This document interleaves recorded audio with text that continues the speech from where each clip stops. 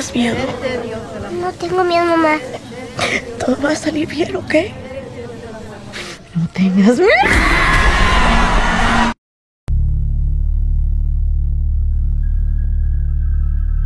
Hey guys, gimana kabarnya? Semoga kalian tetap baik-baik saja. Langsung saja ke topik pembahasan. Film kali ini berjudul The Always, garapan dari sutradara Christopher Allender. Film bergenre horor ini dibintangi oleh Brigitte Cali-Canales, Andre Cortez, dan Julia Pera. Film ini bercerita tentang seorang jurnalis bernama Catherine. Ia merupakan jurnalis asal Amerika berdarah Meksiko yang kembali pulang ke tanah kelahirannya setelah diundang untuk meliput berita beberapa suku dan budaya lokal di wilayah Veracruz, Meksiko. Setelah kematian ibunya yang berbau hal mistis, Catherine kecil dibawa ke Amerika dan dibesarkan di sebuah panti asuhan. Rasa rindu akan kampung halaman membuat Catherine langsung menerima tugas dari perusahaannya untuk meliput berita di tanah kelahirannya. Namun, kejadian tak terduga menimpanya saat cewek ini melanggar aturan di desa yang dikunjunginya. Tanpa izin, dia mendokumentasikan sebuah tempat keramat yang dilarang untuk dikunjungi. Catherine pun diculik dan ditahan oleh kelompok misterius di desa tersebut. Bagaimana keseruan filmnya? Langsung saja, semua kisahnya akan kita rangkum dalam alur cerita selama 15 menit ke depan. Selamat menyaksikan.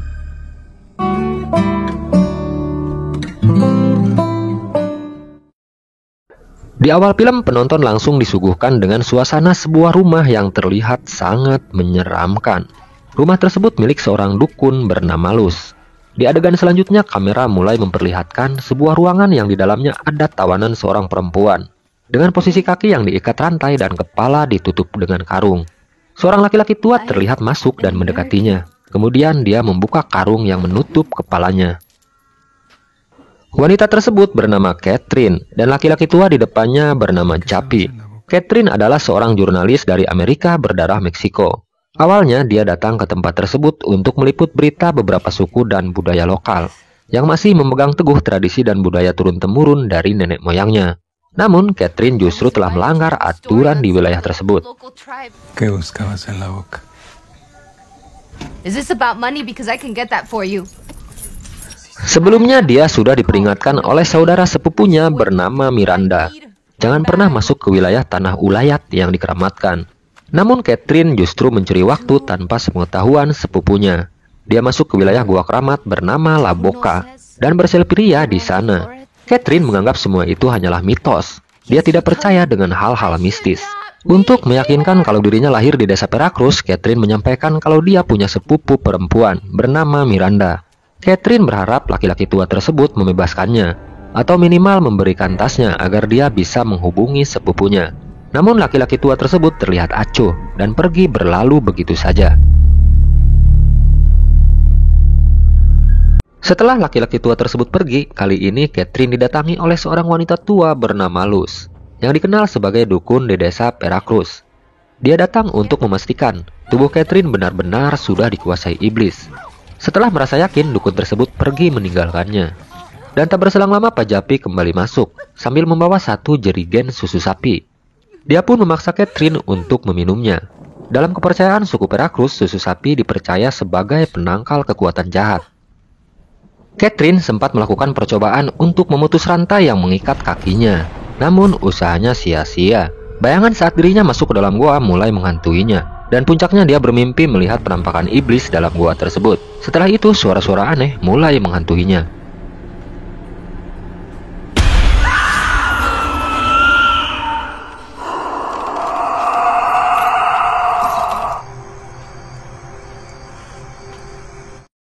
Sepekan kemudian, akhirnya sepupunya Miranda datang menjenguknya. Catherine pun memohon agar sepupunya tersebut membantunya agar bisa dibebaskan. Namun Miranda menolaknya. Dia kemudian menjelaskan kalau tubuh Catherine sudah dikuasai iblis. Tidak ada jalan lain kecuali mengikuti aturan adat di desanya. Well, tell them they can. Please. Told you not to. It was not safe. Catherine terus memohon agar Miranda mau membantunya pergi dari rumah dukun tersebut. Namun sekali lagi Miranda menolak karena tubuh saudaranya telah dikuasai oleh iblis. Dalam usaha terakhirnya, Catherine pun memohon agar tasnya dikembalikan. dengan alasan hanya itu harta paling berharga yang dia punya. Setelah berbisik dengan laki-laki tua bernama Zappi, akhirnya tas tersebut dikembalikan.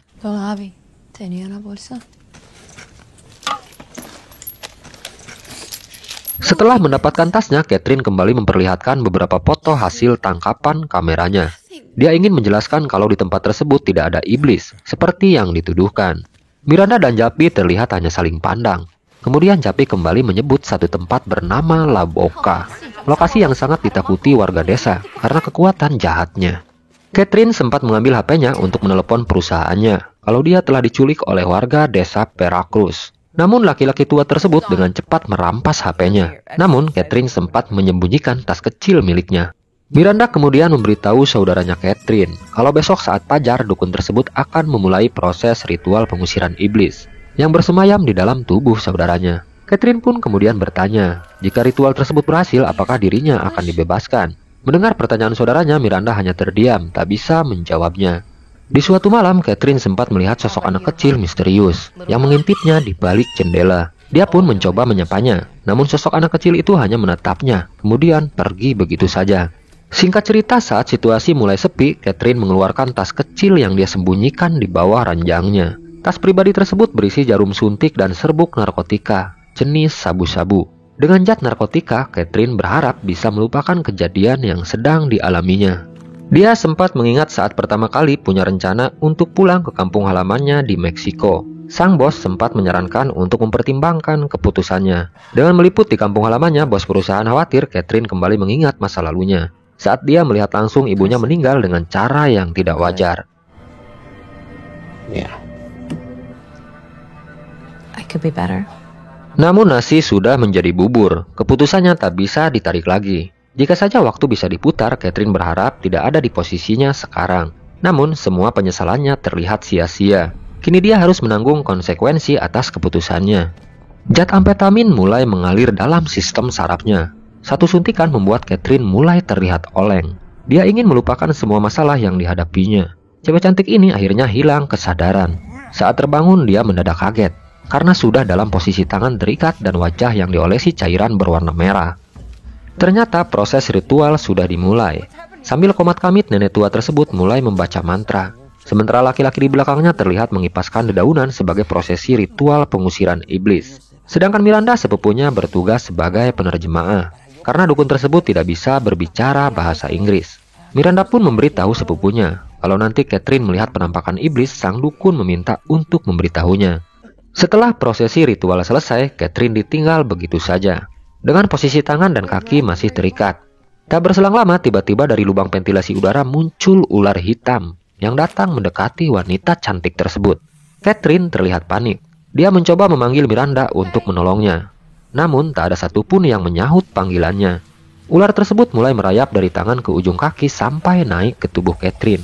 Wanita ini hanya bisa berteriak histeris ketika tubuhnya mulai digerayangi ular berbisa.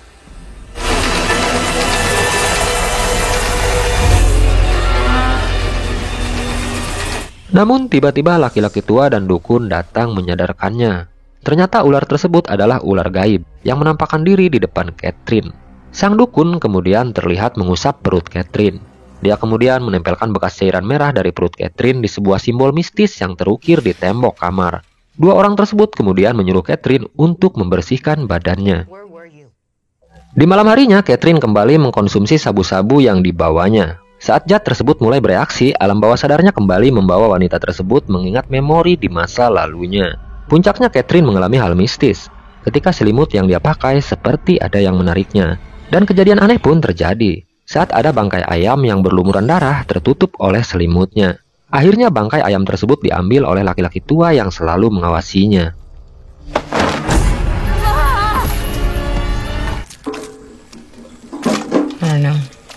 Untuk membantu saudaranya, Miranda memberikan beberapa buku yang bisa dipelajari oleh Catherine. Buku tersebut berisi simbol-simbol pemujaan iblis dan mantra ilmu hitam. Miranda berharap kali ini Catherine bisa percaya dengan apa yang dilihatnya. What happened with your mother? It is. I don't even know what time it is.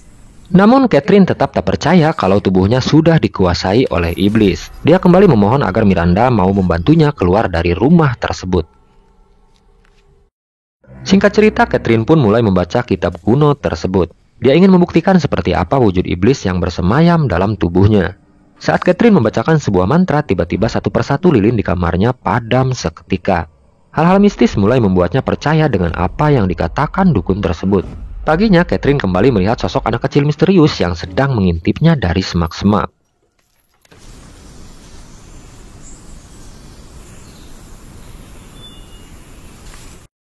Suatu hari, Miranda kembali mengunjungi Catherine di kamarnya. Dia memberikan barang peninggalan keluarga berupa rajutan boneka kecil yang dipercaya bisa melindungi pemiliknya dari gangguan iblis. Boneka tersebut adalah warisan dari almarhum ibunya Catherine. Miranda berharap bisa membantu saudaranya agar terlepas dari gangguan roh jahat yang ingin menguasainya. Namun anehnya tatapan mata Catherine mulai berubah. Miranda merasakan ada yang aneh dengan perilaku saudaranya. Dan dia kaget saat tahu Catherine telah merusak boneka tersebut. Dia pun yakin yang di depannya bukan Catherine yang dia kenal, tapi sosok lain yang menguasai tubuh saudaranya. Dan tak berselang lama, laki-laki bernama Japi datang menghampirinya. Dia memberi Catherine segelas susu sapi untuk mengusir kekuatan jahat tersebut. Di malam selanjutnya, ritual pengusiran roh kembali dimulai. Tubuh Catherine mulai diikat di atas ranjang. Sambil membacakan mantra penangkal kekuatan jahat, dukun tersebut terlihat merentangkan telapak tangannya, meminta iblis yang ada di dalam tubuh Catherine keluar dan meninggalkannya. Karena tubuh wanita cantik tersebut bukan rumahnya. Dukun Luz mulai membuka baju yang menutupi perut Catherine. Disaksikan langsung oleh Japi dan Miranda. Nenek tua ini mulai membedah perut Catherine untuk mengangkat organ asing yang ada dalam perutnya. Setelah dipotong dengan pisau, organ tersebut isinya adalah gigi atau taring iblis. Ritual pun belum selesai. Kali ini Dukun Luz harus mengambil organ asing terakhir yang masih tersisa di perut wanita cantik tersebut. Namun kali ini letaknya jauh lebih dalam. Organ asing tersebut bersemayam di sela usus besarnya. Dengan sekuat tenaga, Dukun Luz mulai menariknya keluar. Catherine hanya bisa mengerang kesakitan saat benda aneh tersebut diangkat dari organ perutnya. Setelah kedua benda yang bersemayam di tubuh Catherine disatukan, ternyata sama persis seperti simbol mulut iblis yang terukir di kamar tembok. Setelah kejadian tersebut, Catherine mulai menyadari kalau yang membawanya dari gua adalah saudaranya sendiri. Miranda kemudian menjelaskan, dia tak menyangka kalau pengusiran roh tersebut sampai melukai saudaranya. Catherine terlihat kecewa dengan apa yang dilakukan Miranda kepadanya. Karena dikuasai oleh kekuatan jahat, perilaku Catherine mulai lepas kendali. Dia menyerang saudaranya, seperti ingin membunuhnya. Miranda pun langsung pergi meninggalkan Catherine di kamarnya.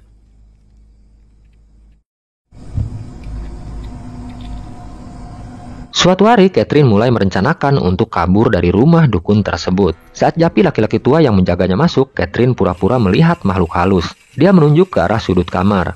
Japi pun segera memeriksanya. Saat lengah itulah, Catherine mencoba melumpuhkan laki-laki tua tersebut.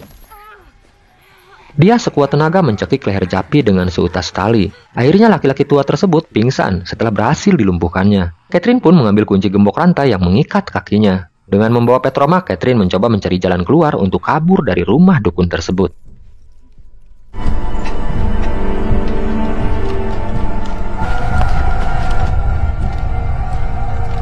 Namun saat membuka pintu, hal mistis pun terjadi. Catherine tak bisa melewati pintu. Ada kekuatan gaib yang memagari rumah tersebut. Semakin mencoba melewatinya, semakin kuat kekuatan pagar gaib tersebut menguras tenaganya. Catherine pun tak berdaya. Rasa mual mulai dirasakannya. Dia akhirnya muntah. Namun ada yang aneh.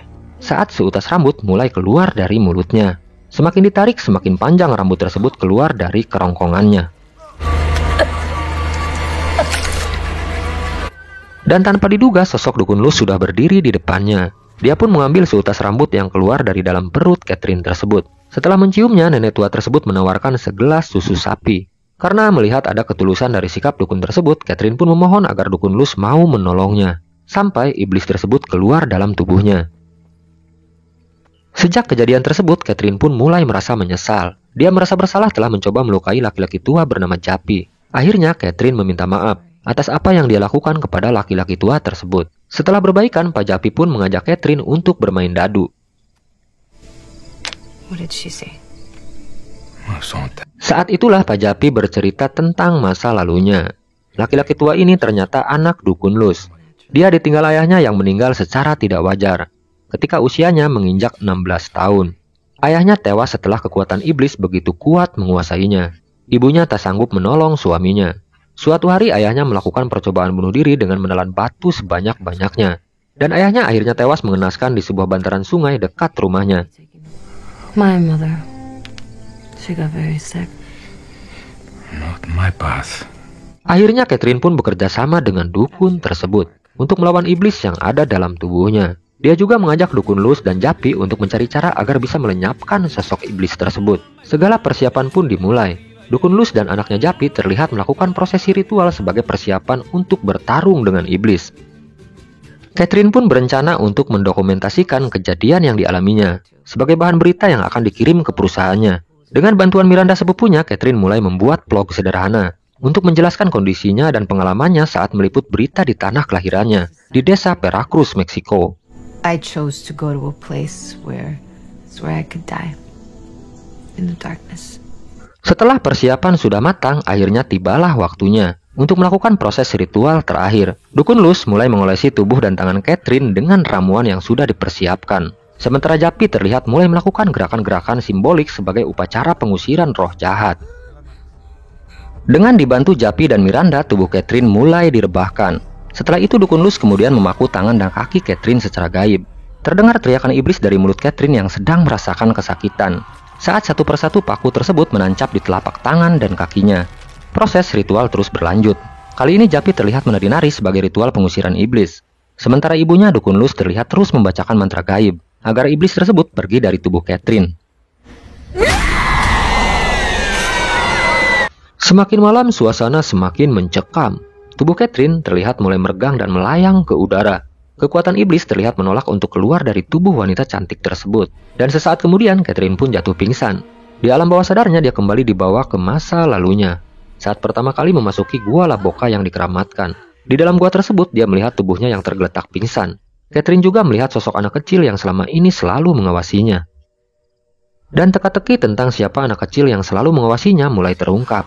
Anak kecil tersebut ternyata adalah anak iblis yang selama ini mengganggu keluarganya dan telah menewaskan ibunya. Catherine pun kembali dibawa ke masa lalunya saat dia melihat langsung kematian ibunya yang mengenaskan.